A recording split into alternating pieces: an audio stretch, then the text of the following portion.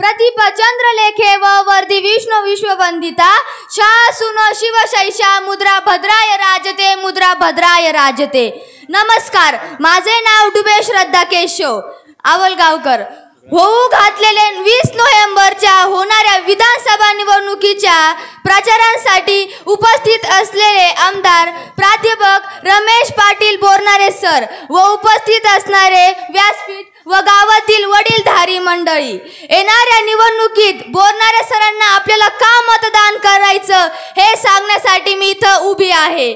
परंतु प्रथम समोर विरोधी उभे असलेले उमेदवारांविषयी थोडक्यात माहिती घेऊ।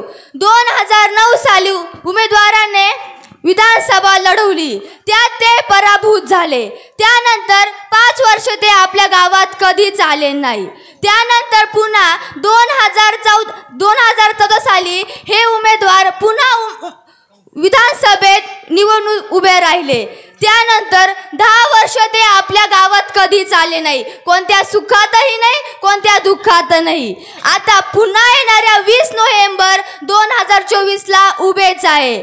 यावरून माझ्या अशा लक्षात येते की हे फक्त निवडणुकीपुरतेच आपल्याकडे येतात, म्हणजे हे आपल्याला कामापुरता मामा समजतात।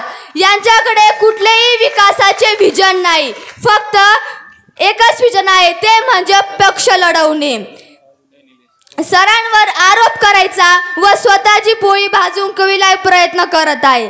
सरांनी काय काय काम केले व काय काय करणार हे माझ्या अगोदर या वक्त्यांनी सांगितलेच असेल। मी फक्त महिलां व मुलींसाठी महायुती शासनाने राबविलेल्या योजना सांगण्याचा प्रयत्न करते। सगळ्यात पहिले तर मुलींसाठी शिक्षणाची सोय मोफत केली, महिलांसाठी लाडकी बहीण योजना केली, त्यानुसार प्रत्येक महिन्याला 1,500 रुपये खात्यात जमा होत आहे।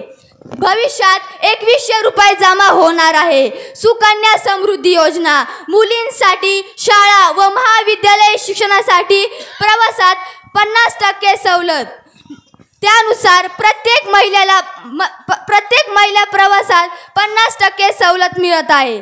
म्हणून मी सर्व जनतेकडून विनंती करते की येणाऱ्या 20 तारखेला धनुष्यबाणा समोरील 2 नंबर बटन दाबून आपल्या लाडक्या कामाच्या मामाला मतदान करून प्रचंड मताने विजय करायचा आहे। एवढे बोलून मी माझ्या वाणीला विराम देते। धन्यवाद। जय